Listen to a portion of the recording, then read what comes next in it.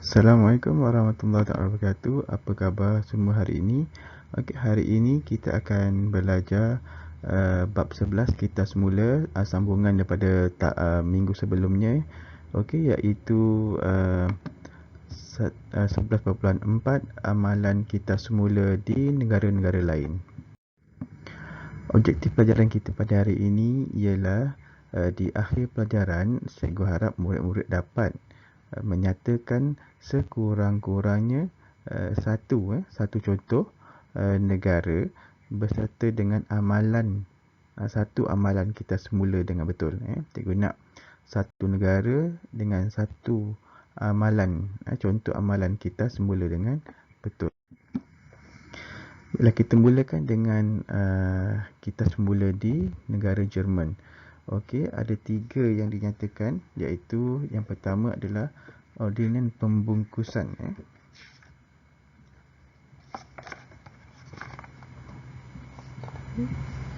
Yang kedua ialah Dual System Deutschland GmbH, dan yang ketiga ialah pungutan bahan terbuang untuk kita semula. Baik, kita tengok yang pertama, ordinan pembungkusan. Okey, ordinan pembungkusan ni ialah melibatkan pihak pengilang dan juga pemasaran. Mereka berdua ni terlibatlah. Okey, di mana pihak pengilang ni perlu mengutip semula sampah bungkusan daripada pengguna, jadi untuk mengelakkan daripada didenda. Jadi maknanya pengilang di sana perlu mengutip semula bungkusan, contohnya botol-botol dan sebagainya. Kalau dia menghasilkan produk melalui botol lah, apa-apa saja. Jadi pengilang perlu mengutip semula bungkusan tersebut daripada pelanggan lah. Maksudnya pelanggan pun bertanggungjawab lah untuk menyediakan, memulangkan kembali botol agaknya yang telah digunakan. Okey, yang kedua ialah Dual System Deutschland GmbH ini, iaitu di mana semua kotak ditandakan dengan tanda hijau oleh pengilang ataupun tanda green dot lah. Kita panggil sebagai tanda green dot. Okey, jadi antara yang popular di Jerman ialah kaedah green dot ni, menandakan kotak-kotak dengan tanda hijau. Okey, jadinya pengilang akan membayar kepada agensi yang akan mengutip semula kotak-kotak. Yang ketiga ialah pungutan bahan terbuang untuk kita semula. Okey, iaitu di mana tong sampah kita semula ni disediakan di tempat-tempat yang menjadi tumpuan, di tempat-tempat yang strategik.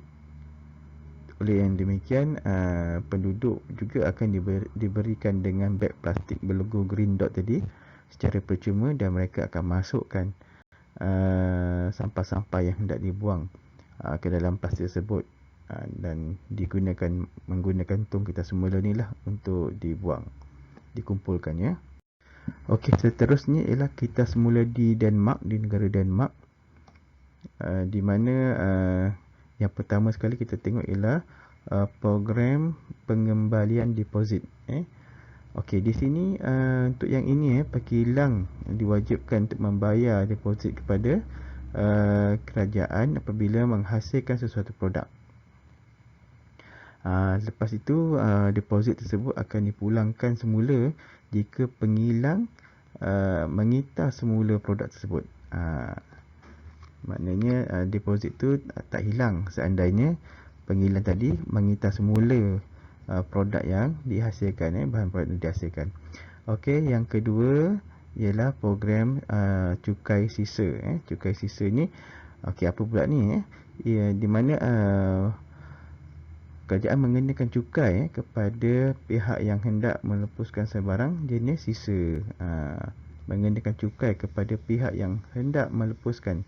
Maksudnya kalau nak lepaskan mesti ada cukai, dikenakan cukai lah sebarang jenis sisa yang hendak dilupuskan. Jadi maknanya kita kena kita semula lah. Dengan demikian ramai yang nak buat kita semula kan, daripada lupuskan baik buat kita semula, betul. Okey, seterusnya lah program yang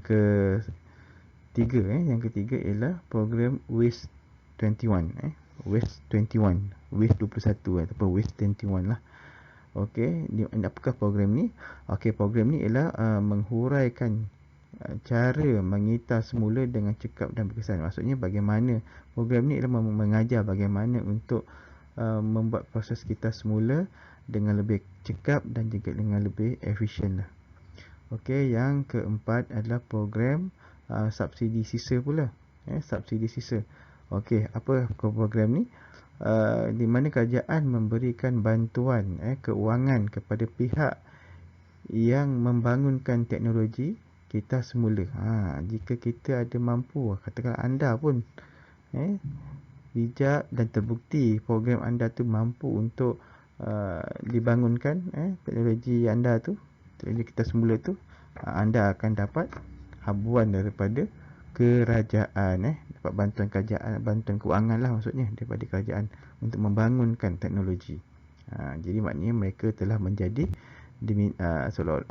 diajar untuk menjadi golongan pencipta teknologi. Okey. Kemudian program yang terakhir adalah di Denmark ialah program cukai hijau. Cukai hijau. Okey, apa pula program cukai hijau ni? Iaitu mengenakan cukai kepada pihak yang hendak melupuskan sisa pepejal yang tidak mudah hancur seperti pembungkusan plastik, polisterina kan, apa lagi, bateri dan juga beg plastik. Jadi maknanya kalau perkara-perkara ni yang semua yang telah cikgu cakap tadi seperti bateri, polisterina, plastik dan sebagainya ni tidak mudah hancur kan, susah untuk kita hancurkan dia tu. Jadi kena cukai lah kepada pihak yang hendak membuat melupuskan produk-produk tadi.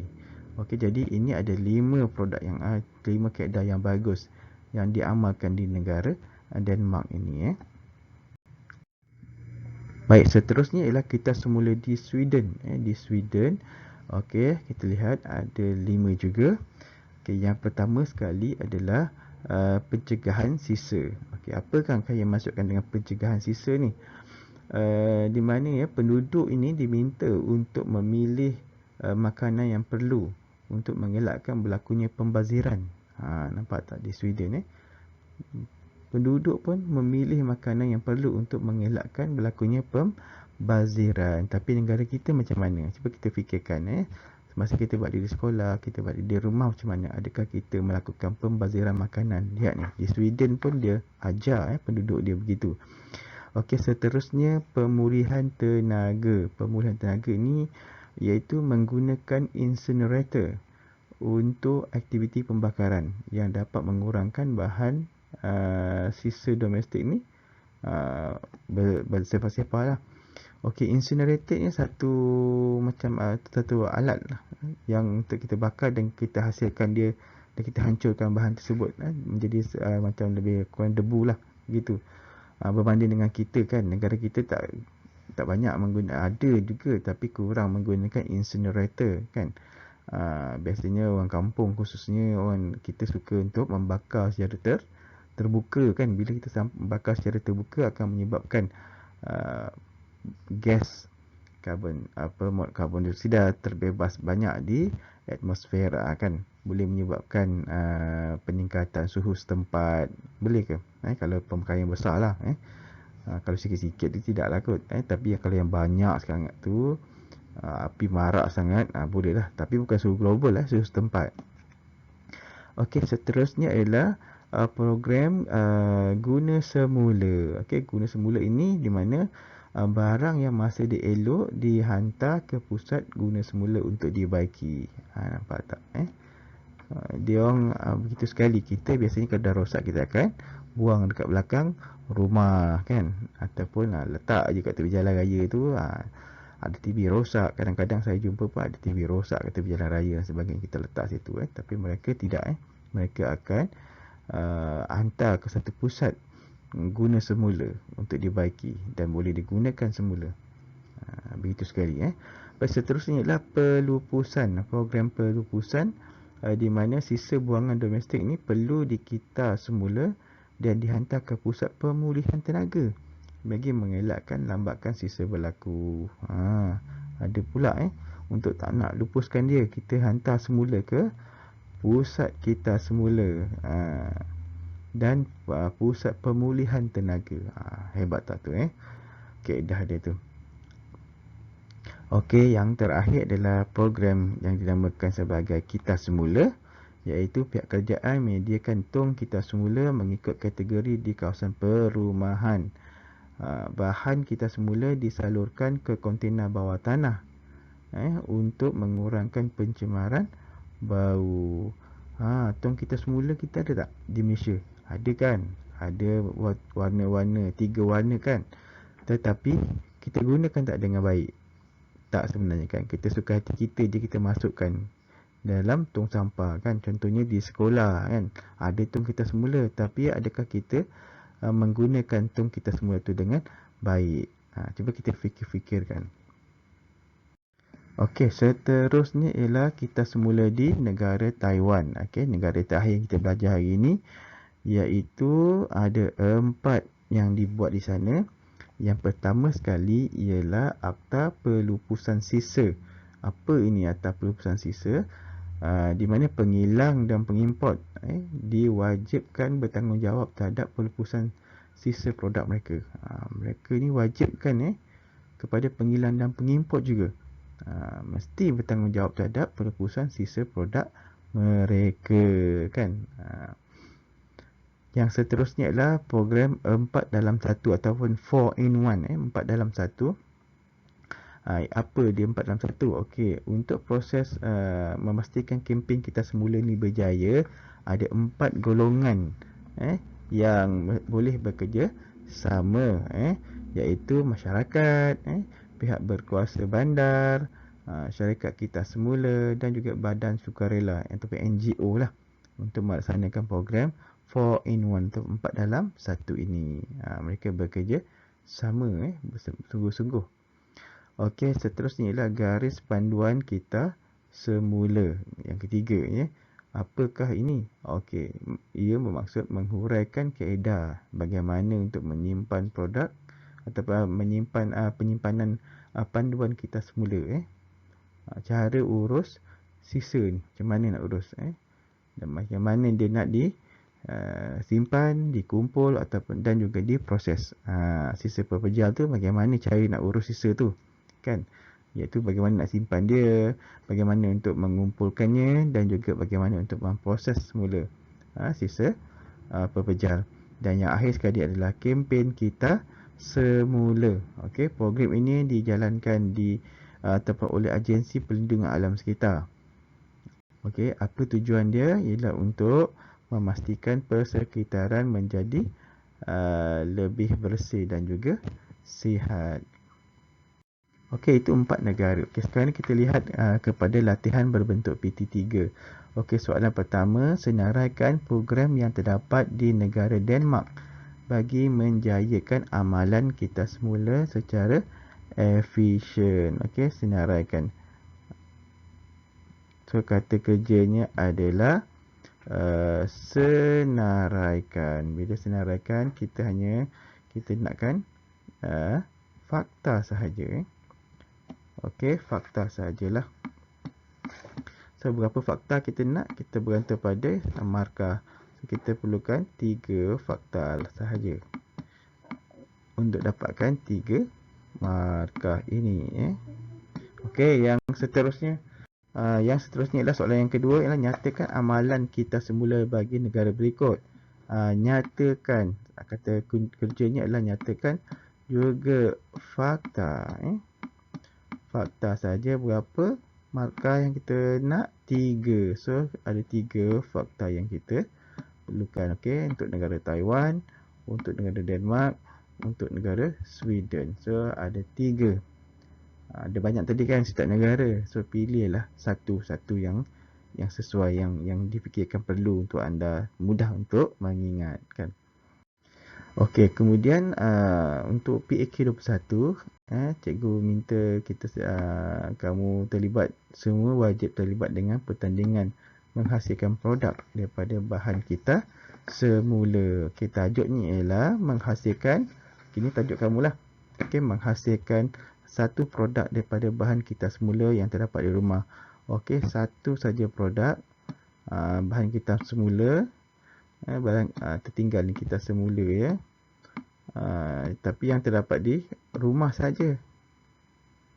Tak perlulah mengayau ke mana-mana musim COVID ni. Kena di rumah saja. Okey. Okey, jadi maknanya tajuk awak nanti awak berikanlah produk apa nama, berikan nama produk tu. Berikan nama produk tu. Cipta nama sendirilah. Lepas tu dihasilkan daripada apa. Begitu Okey, murid dikendaki menunjukkan proses, menunjukkan